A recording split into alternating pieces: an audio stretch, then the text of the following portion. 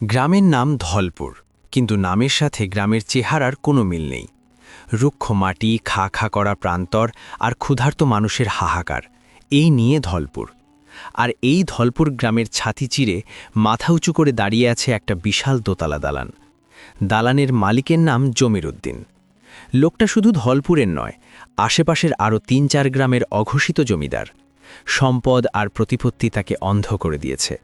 তার পেট যত বড়, লোভ তার চেয়েও কয়েক গুণ বেশি। গ্রামের অসহায় দরিদ্র কৃষকদের আল্লাহর দোহাই দিয়ে, কখনো বা মিষ্টি কথায় ভুলিয়ে নিজের জালে ফাঁসানোই তার প্রধান কাজ। সে এমন সব জটিল আর ভয়ঙ্কর শর্ত জুড়ে দিয়ে কৃষকদের জমি বর্গা দেয় যে ফসল ওঠার পর বেচারাদের না থাকে ঘরে খাওয়ার কিছু, না থাকে দেনা শোধ করার উপায়। শেষমেশ ঋণের দায় তাদের শেষ সম্বল ভিটেমাটিটুটু ও জমির উদ্দিনের গ্রাসে চলে যায়। একদিন পড়ন্ত বিকেলে জমির উদ্দিন তার বিলাসবহুল বৈঠকখানায় বিশাল এক গালিচার ওপর তাকিয়ায় হেলান দিয়ে বসে গড়গড়ায় টান দিচ্ছিল। সুগন্ধি তামাকের ধোঁয়ায় ঘরটা আচ্ছন্ন। সামনেই হাত কুচলে মাথা নিচু করে দাঁড়িয়ে আছে তার সবচেয়ে বিশ্বস্ত চাটুকার আর কর্মচারী কাদের। জমির উদ্দিন ধোঁয়া ছেড়ে তাচ্ছিলের হাসিতে মুখ ভরিয়ে বলল, বোঝো কাণ্ড কাদের, এই অভাবী চাষাগুলো আজব কিসিমের জীব, তাই না? পশুর মতো দিনরাত এক করে রোদে পুড়ে বৃষ্টিতে ভিজে মাঠে খাটে, আর বিনিময়ে কি জোটে ওদের? কেবল দুবেলা আধপেটা শুকনো রুটি চিবিয়ে বেঁচে থাকার জন্য হাহাকার। আর আমার দিকে তাকিয়ে দেখ, আমি শুধু এই গদিতে হেলান দিয়ে আরাম করি, হুকুম চালাই, আর বছর শেষে গোলায় গোলায় সোনার খসল ওঠে। এসবই আমার বুদ্ধির জোর, বুঝলি? কাদের সুযোগ পেয়ে এই মালিকের কথাই ঘি ঢালল। একগাল হেসে শরীরটা আরেকটু বাঁকিয়ে বলল, একদম খাঁটি কথা বলেছেন মালিক, আপনার মতো মাথায় এই তল্লাটে আর কার আছে? গোটা গ্রাম তো আপনার হাতের মুঠোয়। এদের ঘাম ঝরানো খাটুনির ফায়দা লুটতে আপনার সমকক্ষ কেউ নেই। আপনার ইশারা ছাড়া এই ধলপুরে গাছের একটা পাতাও নড়তে সাহস পায় না। আর ওই বোকা চাষাগুলো তো আপনার দয়ায় বেঁচে আছে। জমির উদ্দিন দম্ভ ভরে গড়গড়ার নলটা একপাশে সরিয়ে রেখে বলল, দয়া না ছাই, এই মূর্খ চাষাগুলোকে আমি এমন প্যাচে ফেলে জমি বর্গা দিই যাতে রক্তপানি করা খাটুনি ওদের হয় আর লাভের গুড়টা সোজা আমার ঘরে আসে। আমার ক্ষমতার কাছে এদের জোরই বা কতটুকু? আমার শর্তের বেড়াজাল এমন যে একবার যে ঢুকেছে তার আর বের হওয়ার উপায় নেই। ঠিক সেই মুহূর্তে বৈঠকখানার দরজায় এসে দাঁড়াল ইব্রাহিম নামের এক হতদরিদ্র চাষি। পরনে তার তালি দেওয়া ময়লা লুঙ্গি আর ফতুয়া, গায়ের চামড়া রোদে পুড়ে তামাটে হয়ে গেছে, চোখের নিচে গভীর কালি, আর চেহারায় স্পষ্ট দুশ্চিন্তা আর এক বুক হতাশা। ইব্রাহিম ধীর পায়ে ভেতরে ঢুকল।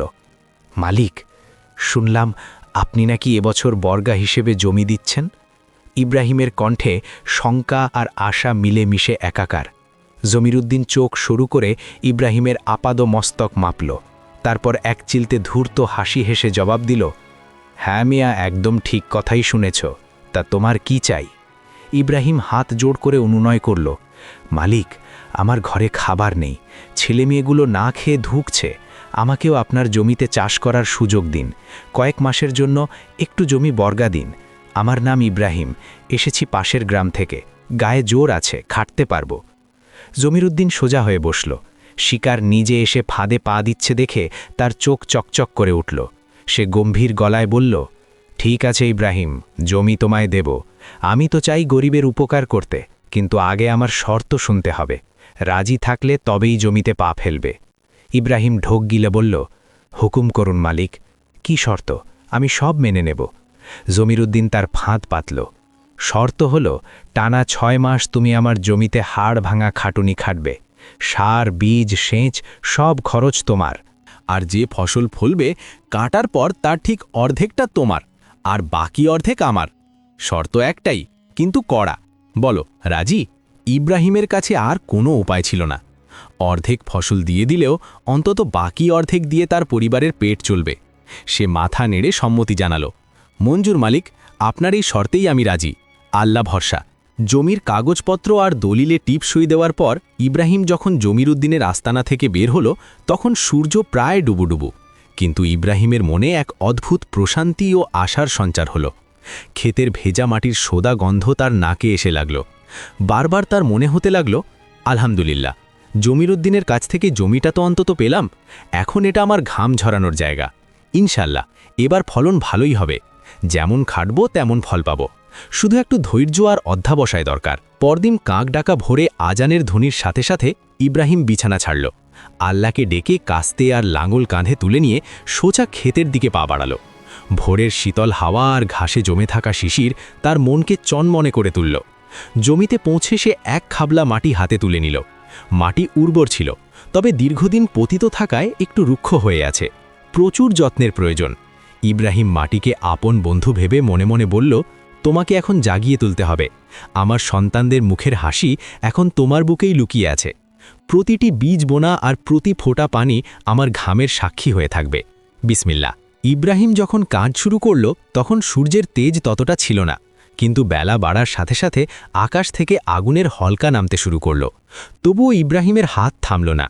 প্রতিটি কোপ, প্রতিটি লাঙ্গলের রেখা যেন তার বাঁচার স্বপ্নকে আরও গভীর করছিল। সে জানত এই মাটি যদি সোনা না ফলায় তবে তার সন্তানদের কপালে কেবল না খেয়ে থাকাই জুটবে। সে মাঠের এক কোণে একটা ছোট কুঁড়েঘর তুলল, যাতে রোদ বৃষ্টি থেকে কিছুটা রেহাই পাওয়া যায়। দিন আর রাত যেন ইব্রাহিমের কাছে এক হয়ে গেল। কখনো জ্যোৎস্না রাতে সে একা মাঠে দাঁড়িয়ে মাটির বুক চিড়ে আগাছা পরিষ্কার করত, আবার কখনো দুপুরের কাঠফাটা রোদে পিঠ পুড়িয়ে সেচের পানি টানত। কয়েক মাস একটানা পরিশ্রমের পর জবের কচি চারাগুলো মাটি ফুঁড়ে মাথা চাড়া দিয়ে উঠল। ইব্রাহিম যখনই খেতে আসত তার চোখ জুড়িয়ে যেত। ভোরের শিশির ভেজা সবুজ ঘাসের ওপর দিয়ে হাঁটতে হাঁটতে সে চারার মাথায় হাত বুলিয়ে দিত। তার মনে হতো এই চারাগুলো কেবল গাছ নয়, এগুলো তার রক্ত মাংসের অংশ। শরীরের ক্লান্তি বা পিঠের হাড় ভাঙা তীব্র ব্যথা যেন তখন কর্পূরের মতো উড়ে যেত। প্রতিদিন গোধূলি লগ্নে যখন সে ঘরে ফিরত, পরনের ফতুয়াটা ঘামে ভিজে জবজবে হয়ে থাকত, শরীরটা অবসন্নতায় নুয়ে পড়ত, কিন্তু মনটা থাকত প্রশান্তিতে ভরপুর। সে ভাবত, আলহামদুলিল্লাহ, কষ্ট তো সবাই করে, কিন্তু এই কষ্টের ফল যখন ঘরে উঠবে তখন সব দুঃখ ভুলে যাব। এদিকে ধলপুর গ্রামের ওই চমৎকার ফলনের খবর বাতাসে ভাসতে ভাসতে দ্রুত ছড়িয়ে পড়ল। গ্রামের চায়ের দোকানে, হাটে বাজারে সবাই আলোচনা করতে শুরু করল ইব্রাহিমের জবের ক্ষেত নিয়ে। আর এই খবর শুনে জমিরুদ্দিনের চাটুকার কর্মচারী কাদেরের পেটে যেন শয়তানি বুদ্ধি কিলবিল করতে লাগল। সে হাঁপাতে হাঁপাতে দৌড়ে জমিরুদ্দিনের বৈঠকখানায় গিয়ে হাজির। জমিরুদ্দিন তখন পা দুলিয়ে আয়েশ করছিল। কাদের উত্তেজনায় কাঁপতে কাঁপতে বলল, মালিক, মালিক, শুনেছেন নাকি? ইব্রাহিম তো বাজিমাত করে দিয়েছে। ওর ক্ষেত এখন সবুজে সয়লাভ। লোকে বলাবলি করছে এবার নাকি ধলপুরের ইতিহাসে এমন বাম্পার ফলন আর হয়নি। এ কথা শুনে জমিরুদ্দিনের চোখ লোভে জল জল করে উঠল। সে সোজা হয়ে বসে গড়গড়ার নলটা সরিয়ে দিয়ে বলল, বলো কি কাদের, ওই চাষাটা এত ভালো ফলন ফলিয়ে ফেলল? চলো তো দেখি ওর বাহাদুরি কতটুকু। জমিরুদ্দিন কাল বিলম্ব না করে ধুতি সামলে সোজা ক্ষেতের দিকে রওনা দিল। পথে যেতে যেতে সে মনে মনে হিসেব কষতে লাগল কিভাবে ইব্রাহিমের পাওনা থেকেও কিছু কেড়ে নেওয়া যায়। মাঠে পৌঁছেই জমিরুদ্দিন দেখল বাতাসে ঢেউ খেলছে সোনালি রঙের জবের শীষ। ইব্রাহিম তখন কাস্তে হাতে ফসল কাটার প্রস্তুতি নিচ্ছে। জমিরুদ্দিন এক চিলতে কুটিল হাসি হেসে হাঁক ছাড়ল, কি হে ইব্রাহিম মিয়া, ফসল তো দেখি কাটার উপযুক্ত হয়ে গেছে, তাই না? মাশাল্লাহ, দেখে তো আমার বুকটা ভরে গেল। সত্যি চমৎকার কাজ করেছ। ইব্রাহিম অত্যন্ত বিনয় ও আদবের সাথে কাস্তেটা পাশে রেখে উঠে দাঁড়াল। কপালে জমে থাকা ঘাম মুছে বলল, জি মালিক, আল্লাহর অশেষ মেহেরবানি। এবার জবের চাষ করেছিলাম, দিনরাত এক করে এই জমিতে রক্ত পানি করেছি, তাই তো ফলন এমন হয়েছে। আজ থেকেই কাটা শুরু করব ইনশাল্লাহ। জমিরুদ্দিন এবার তাচ্ছিল্যের হাসি হেসে তার স্বভাবজাত দম্ভ নিয়ে বলল, আরে রাখো তোমার খাটুনি, খাটুনি তো বনের পশুও খাটে। আসল তো হলো এই মাটি আমার বলেই তো এমন ফসল ফলেছে। তুমি এখানে খাটতে আর নাই খাটতে, আমার এই সোনার মাটিতে ফসল তো এমনিতেই হতো। ইব্রাহিম অবাক হয়ে মালিকের দিকে তাকালো। তার সারা শরীরের ক্লান্তি যেন মুহূর্তেই অপমানে রূপ নিল। সে চাপা কণ্ঠে বলল, জমি যতই ভালো হোক, হাড়ভাঙা পরিশ্রম না দিলে কি আসমান থেকে ফসল নাজিল হতো? আমি রোদে পুড়েছি, বৃষ্টিতে ভিজেছি, এই ফসল আমার ঘামের গাম। জমিরুদ্দিন এবার ধমকের সুরে বলল, বেশি কথা বলো না ইব্রাহিম, খাটুনি তো একটা দিনমজুরও খাটে, কিন্তু ফসলের আসল হকদার তো জমির মালিক। তুমি তো কেবল একজন ভাড়াটে। আমার শর্ত মোতাবেক এক্ষুনি আমার পাওনা অর্ধেক ফসল আলাদা করে বস্তায় ভরে দাও, আমার বাড়িতে বড় বড় মেহমান আসবে, তাদের নাস্তা করাতে হবে। দ্রুত করো, আমার সময় খুব মূল্যবান। লোকটার গলার ওই নির্দয় সুর ইব্রাহিমের বুকে বিষাক্ত তীরের মতো বিঁধল। যখন জমিরুদ্দিনের আনা শ্রমিকরা বড় বড় বস্তা ভর্তি করে অর্ধেকের বেশি ফসল টেনে নিয়ে যেতে শুরু করল, ইব্রাহিমের বুকটা যেন ভেঙে চুরমার হয়ে গেল। একটু আগে যে সোনালি ফসলের ঘ্রাণ তাকে নতুন জীবনের স্বপ্ন দেখিয়েছিল, এখন সেটাই তার কাছে এক দুঃসহ তিক্ত স্মৃতি হয়ে দাঁড়ালো। সে মাঠের আলে বসে 2 হাতে মুখ ঢেকে দীর্ঘশ্বাস ছাড়ল। তার চারপাশের পৃথিবীটা যেন হঠাৎ অন্ধকার হয়ে এলো। হে আল্লাহ, এত পরিশ্রমের পর আমার কপালে জুটল কেবল এইটুকু। এই সামান্য কটা বস্তা দিয়ে কি সন্তানদের সারা বছরের আহার হবে? ইব্রাহিম যখন মাঠের আইলে বসে নিজের ভাগ্যকে দোষারোপ করছিল, তখন দুপুরের তপ্ত রোদ তার পিঠ পুড়িয়ে দিচ্ছিল। কিন্তু সেই রোদের তাপের চেয়েও তার বুকের ভেতরের হাহাকার ছিল অনেক বেশি তীব্র। পঙ্গুপলের মতো জমিরুদ্দিনের লোকগুলো এসে ভালো ফসলের সিংহভাগ নিয়ে গেল, আর তার জন্য পড়ে রইল কেবল সামান্য কিছু জবের দানা। সে আনমনে এক মুঠো মাটি হাতে নিল। এই মাটিতেই সে তার স্বপ্ন বুনেছিল, এই মাটিই তাকে একসময় আশা দেখিয়েছিল। কিন্তু আজ সেই মাটির অধিকারও তার নেই। সে ভাবল, হে আল্লাহ, ঘাম ঝরাই আমরা, রক্তপানি করি আমরা, আর দিন শেষে এভাবেই কি আমাদের ঠকতে হবে? আমাদের কি নিজের বলতে কিছুই থাকবে না? তার চোখের কোণে জমে থাকা জল গড়িয়ে মাটিতে পড়ল। যে ফসলের ঘ্রাণ কয়েক মুহূর্ত আগেও তাকে সুখ দিচ্ছিল, এখন সেটাই তার কাছে এক তিক্ত পরাজয়ের গণ্ডি হয়ে দাঁড়ালো। সে ভাবল, হয়তো এটাই তাদের নিয়তি। গ্রামের প্রতিটি চাষির কপালে হয়তো এই বঞ্চনাই লেখা আছে। ঠিক এমন সময় ধুলো উড়িয়ে মেঠো পথ দিয়ে কেউ একজন হেঁটে আসছিল। পরনে পরিষ্কার পায়জামা পাঞ্জাবি, কাঁধে একটা ঝোলা ব্যাগ, আর চোখে মুখে বুদ্ধির দীপ্তি। সে আর কেউ নয়, ইব্রাহিমের বড় ছেলে তারিক। তারিক দীর্ঘ কয়েক বছর শহরে পড়াশোনা শেষ করে আজই গ্রামে ফিরেছে।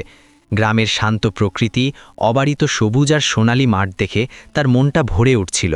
কিন্তু বাবার জীর্ণ দশা দেখে তার পা দুটো যেন থমকে গেল। সে দেখল তার বাবা মাঠের কোণে একটা লাঠি হাতে নিয়ে মূর্তির মতো বসে আছেন, যেন সারা বিশ্বের বোঝা তার কাঁধে চেপে বসেছে। তারিক ধীর পায়ে এগিয়ে এসে বাবার কাঁধে হাত রাখল। ইব্রাহিম চমকে উঠে চাইলেন। ছেলের মুখটা দেখে তার বুকটা এক মুহূর্তের জন্য শান্ত হল, কিন্তু পরক্ষণেই আবার বিষাদ তাকে ঘিরে ধরল। তারিক নরম স্বরে জিজ্ঞেস করল, আব্বা, তুমি এখানে এভাবে কেন বসে আছো? গ্রামটা তো বদলে গেছে মনে হচ্ছে। মানুষের চোখে মুখে এত অন্ধকার কেন, আর তোমার এই অবস্থা কেন? ইব্রাহিম একটা দীর্ঘশ্বাস ফেলে শূন্য দৃষ্টিতে মাঠের দিকে তাকিয়ে বললেন, বাজান রে, তুই শহরে থাকিস, এসব বুঝবি না। এই গ্রামের মাটি আর মানুষের ভাগ্য এখন ওই জমিরুদ্দিনের হাতের মুঠোয়। সে শোষকের চেয়েও খারাপ। আমরা পশুর মতো খাটি, আর সে স্রেফ গদিতে বসে আমাদের মুখের গ্রাস কেড়ে নেয়। নিজের জমি নেই, নিজের অধিকার নেই। দিনরাত খাটুনির পরও আমাদের সন্তানদের আধপেটা খেয়ে ঘুমাতে হয়। এই তো আমাদের জীবন। বাবার এই করুণ স্বীকারোক্তি শুনে তারিকের রক্ত টকবক করে ফুটতে শুরু করল। তার চোখের মনি স্থির হয়ে গেল, আর মুষ্টিবদ্ধ হাত দুটো কাঁপতে লাগল। সে দেখল তার বাবার মতো শত শত চাষির হাড়ভাঙ্গা খাটুনি দিয়ে ওই জমিরুদ্দিন বিশাল দালান হাঁকিয়েছে। তারিক মনে মনে ভাবল, শিক্ষার আলো যদি মানুষের অন্ধকার দূর করতে না পারে, তবে সেই শিক্ষার কোনো দাম নেই। আব্বা আজীবন সহ্য করেছেন, কিন্তু আমি আর এই অন্যায় সইব না।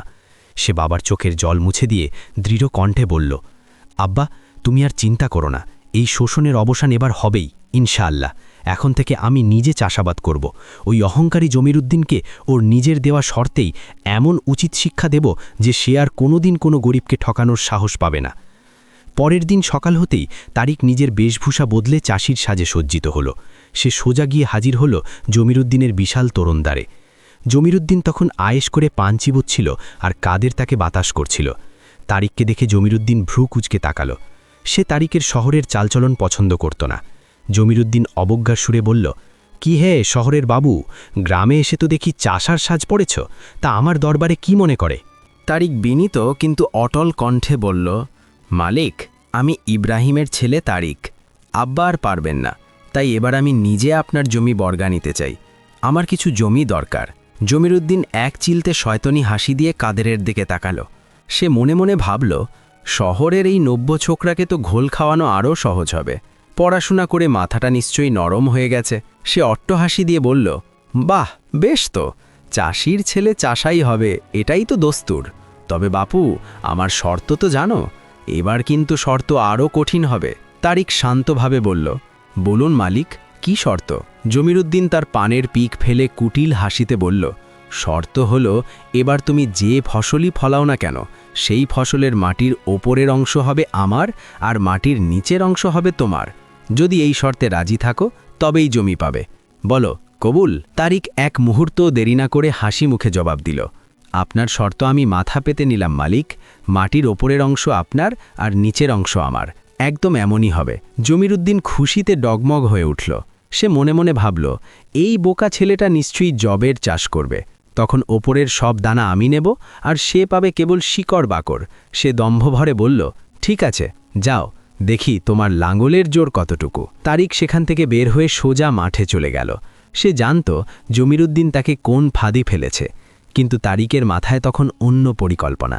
সে ভালো করে জমি তৈরি করল আর জবের বদলে সে বাজারে গিয়ে নিয়ে এলো সেরা জাতের আলুর বীজ। সে জানত আলুর আসল সম্পদ থাকে মাটির নিচে।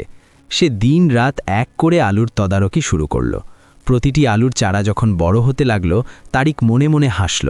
সে ভাবল, লোভী মানুষ যখন অন্যের জন্য গর্ত খোঁড়ে তখন সে নিজেই সেই গর্তে পড়ে যায়।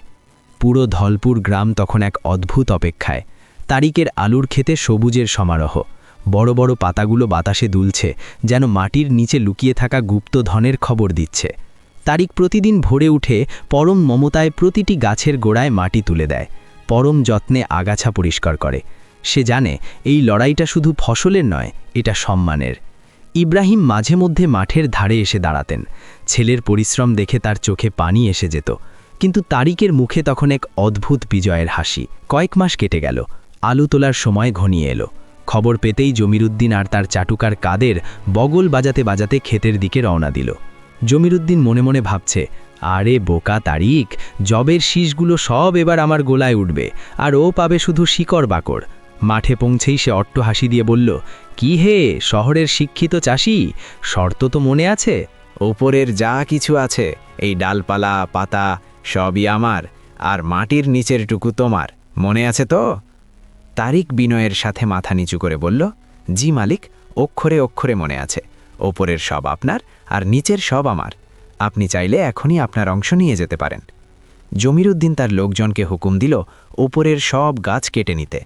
শ্রমিকরা কাস্তে দিয়ে সব পাতা আর ডাল কেটে একপাশে জড়ো করল। জমিরুদ্দিন মহা খুশিতে সেই লতাপাতার স্তূপের দিকে তাকিয়ে ভাবল, এখনই তো আসল দানা বেরোবে। কিন্তু এ কি, লতাপাতা সরানোর পর সেখানে কোনো শস্য দানা নেই, কেবল শুকনো কাণ্ড। জমিরুদ্দিন অবাক হয়ে বলল, আরে জবের শীষ কোথায়, দানা কই? তারিক এবার মুচকি হেসে হাতে একটা কোদাল নিল। মাটির ওপর আলতো করে কোপ দিতেই বেরিয়ে এলো বিশাল আকার হৃষ্টপুষ্ট সব আলু, এক একটা যেন মাটির নিচে লুকিয়ে থাকা সোনার ডেলা। তারিক শান্ত স্বরে বলল, মালিক, আমি তো এবার জবের চাষ করিনি, আমি লাগিয়েছিলাম আলু, আর আলুর আসল সম্পদ তো থাকে মাটির নিচে। আপনার শর্ত অনুযায়ী ওপরের সব লতাপাতা আপনার আর নিচের এই আলুগুলো সব আমার। আপনি আপনার লতাপাতা নিয়ে যেতে পারেন। জমিরুদ্দিনের মুখটা মুহূর্তেই চুন হয়ে গেল। সে ফ্যাল ফ্যাল করে তাকিয়ে রইল। পাশের কাদের মাথায় হাত দিয়ে বিড়বিড় করে বলল, হায় হায় মালিক, এই ছেলে তো আপনার চেয়েও বড় ঘাঘু, ও তো আমাদের একদম ফতুর করে দিল। জমিরুদ্দিন রাগে কাঁপতে কাঁপতে সেখান থেকে চলে গেল। কিন্তু সে দমবার পাত্র নয়। সে মনে মনে শপথ নিল, পরের বার সে এমন প্যাচ কষবে যে তারিকের আর পালানোর পথ থাকবে না। কিছুদিন পর তারিক আবার জমিরুদ্দিনের দালানে হাজির। আসসালামু আলাইকুম মালিক, এবারও জমি বর্গা চাই। জমিরুদ্দিন এবার দাঁত কিরমির করে বলল, ঠিক আছে, তবে এবার কিন্তু আগের মতো হবে না। এবার ফসলের ওপরের অংশ আমার, নিচের অংশ আমার, আর মাঝখানের অংশটুকু তোমার। রাজি থাকলে বলো, নইলে পথ মাপো। তারিক এক মুহূর্ত চিন্তা করে বলল, ঠিক আছে মালিক, আপনার এই অদ্ভুত শর্তও আমি মেনে নিলাম। ওপর আর নিচ আপনার, মাঝখানটা আমার।